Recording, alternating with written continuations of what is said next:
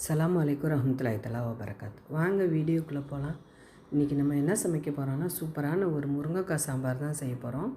பாருங்கள், வெறும் முருங்கைக்காய் மட்டும் வச்சு ஒரு 2 பீஸ் மாங்காய் அதில் வச்சுருக்கோம். அவ்வளோதான். பாருங்கள், முருங்கைக்காய் வந்து ரொம்பவே நல்ல இரும்பு சத்து நிறைஞ்சது. இந்த முருங்கைக்காய் விதை வந்து அவ்வளோ காசுக்கு சேல்ஸ் பண்ணுறாங்க. இது வந்து நல்ல சீசன் அப்போ இந்த முருங்கைக்காயை வாங்கி நம்ம நல்ல முத்துன முருங்கைக்கான்னு நம்ம கீழே போட்டுருவோம், வாங்க மாட்டோம். ஆனால் அதில் தான், அதோட விதையில் தான் அவ்வளோ சத்து இருக்குது. பாருங்கள், இன்றைக்கி அந்த மாதிரி நல்ல பெரிய முருங்கைக்காயை எடுத்து நம்ம ஒரு 2-3 முருங்கைக்காய் எடுத்து கட் பண்ணி வச்சுருக்கோம். சூப்பராக இருக்கும் இந்த முருங்கைக்காய் சாம்பார். சட்டுன்னு செஞ்சாலும் டேஸ்ட்டு ரொம்ப அட்டகாசமாக இருக்கும். வீடியோ ஸ்கிப் பண்ணாமல் பாருங்கள். இட்லி, தோசை எல்லாத்துக்குமே, பொங்கல், ஒயிட்டு சாப்பாடு எல்லாத்துக்குமே ரொம்ப சூப்பராக இருக்கும். பாருங்கள், அது எப்படி செய்கிறதுன்னு பார்க்கலாம். ஒரு கடாயை அடுப்பில் வச்சுருக்கோம். அதில் ஒரு 25 கிராம் நல்லெண்ணெய் விட்டுக்கலாம். ஒரு துண்டு பெருங்காயம் போட்டுக்கலாம்.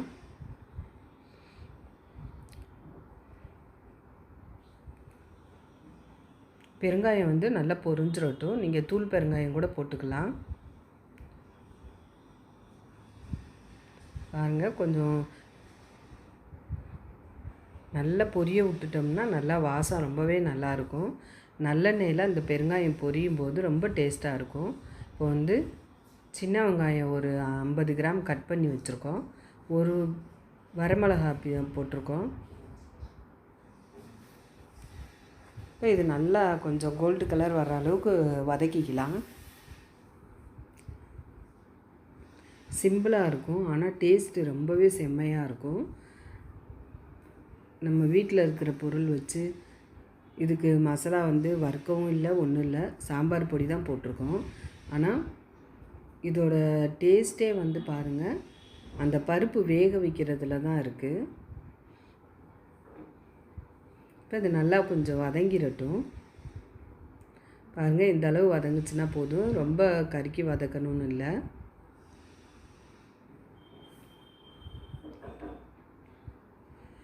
இந்த பருப்பில் வந்து கடலைப்பருப்பு 50 கிராம், பாசிப்பருப்பு 100 கிராம், 100 கிராம் துவரம்பருப்பு, 3ஐயும் ஒன்றா கலந்து ஜீரகம் 1 ஸ்பூன் போட்டு, ஒரு 1/2 ஸ்பூன் மஞ்சத்தூள், ஒரு 2 தக்காளி, கொஞ்சம் பூண்டு போட்டு நல்லா நம்ம வந்து ஒரு 2 விசில் விட்டால் போதும். பாருங்கள், இப்போ இதுலேயும் கொஞ்சம் ஒரு தக்காளி போட்டிருக்கோம், ஒரு துண்டு மாங்காய், ஒரு சின்ன பீஸ் மாங்காயில் ஒரு 2 பீஸு, முருங்கைக்காய் ஒரு நல்ல முத்தின முருங்கைக்காயை 3 போட்டிருக்கோம். ஒரு பிஞ்சு முருங்கைக்காயும் ஒரு 2 பெரிய முருங்கைக்காயும் போட்டிருக்கோம். பாருங்கள் எவ்வளோ பெரிய சைஸுன்னு. நம்ம முன்னாடிலாம் அதெல்லாம் வாங்க மாட்டோம். இதோட விதை தான் இப்போ நல்ல காசாக அவங்க மாற்றிருக்காங்க. பொடி பண்ணி நல்ல ரேட்டுக்கு விற்கிறாங்க. ஏன்னா அது அவ்வளோ மருத்துவ குணம். நாம் வந்து இப்படி கிடைக்கும்போது இப்படி வாங்கி நம்ம சமைச்சிக்க வேண்டியது தான். பாருங்கள், அதுக்கு வந்து நம்ம பருப்புலேயே 1/2 ஸ்பூன் மஞ்சத்தூள் போட்டிருக்கோம். இப்போ ஒரு 1/2 ஸ்பூன் மஞ்சத்தூள், 1/2 ஸ்பூன் தனி மல்லித்தூள், 1 ஸ்பூன் சாம்பார் பொடி.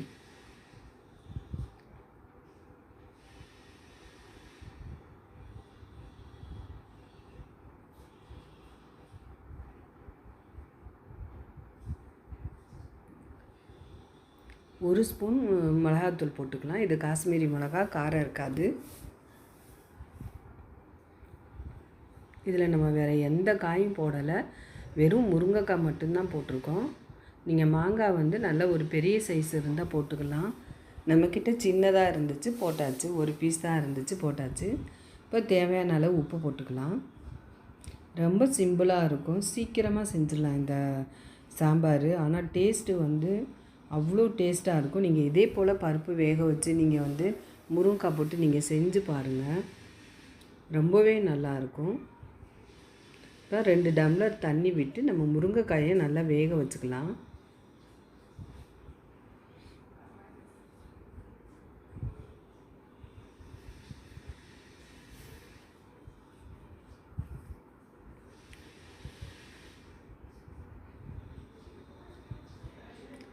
முருங்கைக்காய் வந்து சீக்கிரமாக வெந்துடும், ரொம்ப நேரம் வேகணும்னு இல்லை.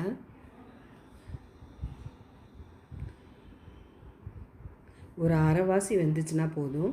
இப்போ ஒரு நெல்லிக்காய் சைஸு புளி வந்து நம்ம ஊற வச்சுருக்கோம் தண்ணியில். சுடு தண்ணி ஊற்றி ஊற வச்சோம்னா சீக்கிரமாக ஊறிடும். இப்போ முருங்கைக்காய் நல்லா கொஞ்சம் பாதி அளவு வெந்துருச்சு, நல்லா கொதித்து மசாலா வாடையும் போயிடுச்சு. இப்போ நம்ம பருப்பை சேர்த்துக்கலாம்.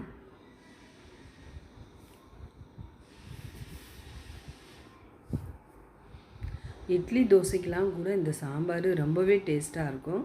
நீங்கள் இந்த மாதிரி பருப்பு வேக வச்சு ட்ரை பண்ணி பாருங்கள்.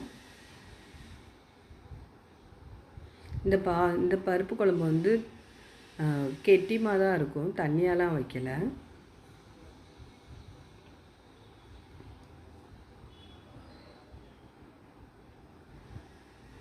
இப்போ இன்னும் கொஞ்சம் நம்ம தேவையான அளவு தண்ணி விட்டுக்கலாம்.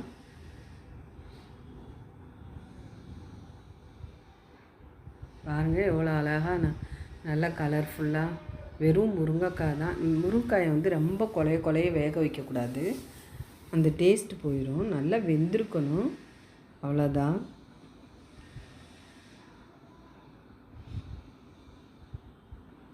இப்போ இன்னும் கொஞ்சம் உப்பு போட்டுக்கலாம். இப்போ கொத்தமல்லி, கருவேப்பிலை, ஒரு பச்சை மிளகாய் போட்டுக்கலாம். இதுக்கு லாஸ்ட்டாக நம்ம வந்து ஒரு தாளிப்பு ஒன்று போட போகிறோம். இப்போ புளி கரைச்சி விட்டுக்கலாம். நீங்கள் வந்து முருங்கைக்காய் வேக வைக்கும் போதும் புளி ஊற்றிக்கலாம், பருப்பு போட்டதுக்கப்புறம் ஊற்றிக்கலாம், எப்படி வேணாலும் வச்சுக்கலாம், ஒன்றும் பிரச்சனை இல்லை. பாருங்கள் நல்லா நம்ம திக்காக தான் வச்சுருக்கோம் குழம்பு. ரொம்ப செம்மையாக இருக்கும். இட்லி தோசைக்கெலாம் அவ்வளோ சூப்பராக இருக்கும் இந்த குழம்பு. ட்ரை பண்ணி பாருங்கள். நல்ல கருவாடு, மீன் இல்லை ஏதாச்சும் சைவம்னா ஏதாச்சும் காய், முருங்கைக்கீரை ஏதாச்சும் காய் பொரிச்சோம்னா இந்த குழம்புக்கு அவ்வளோ சூப்பராக இருக்கும். நம்ம ஊறுகாய் தொட்டு கூட சாப்பிட்டுக்கலாம்.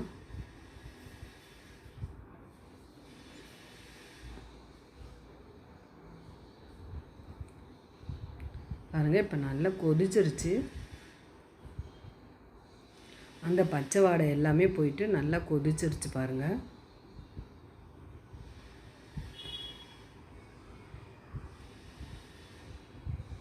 இப்போ வந்து பாருங்கள், இப்போ ஒரு 2 ஸ்பூன் நல்லெண்ணெய் விட்டு அதில் கடுகு, வெந்தயம், ஜீரகம் அரை ஸ்பூன் போட்டு கொஞ்சம் கருவேப்பிலை போட்டிருக்கோம், அவ்வளோதான். ஊற்றிட்டு ஒரு 2 செகண்ட் மூடி வச்சிடலாம். பாருங்கள் இதில் கூட நீங்கள் வந்து தூள் பெருங்காயம் கூட போட்டுக்கலாம். நம்ம இந்த மாதிரி லாஸ்ட்டில் தாளித்து ஊற்றும்போது டேஸ்ட்டு ரொம்பவே நல்லாயிருக்கும், நல்ல வாசமாகவும் இருக்கும். பாருங்கள் சூப்பரான ஒரு முருங்கைக்காய் சாம்பார் ரெடி ஆயிடுச்சு. வெறும் முருங்கைக்காய் மட்டுமே போட்டு இதே போல் ஒரு தடவை ட்ரை பண்ணி பாருங்கள். சாம்பார் வந்து ரொம்பவே நல்லா டேஸ்ட்டாக இருக்கும். சாம்பார் பிடிக்காதவங்க கூட சாப்பிடுவாங்க, அந்தளவு நல்லா டேஸ்ட்டாக இருக்கும். பிடிச்சிருந்தால் ஒரு லைக் பண்ணுங்கள். தொடர்ந்து நம்ம சேனலை ஃபாலோ பண்ணுங்கள் மக்கள்.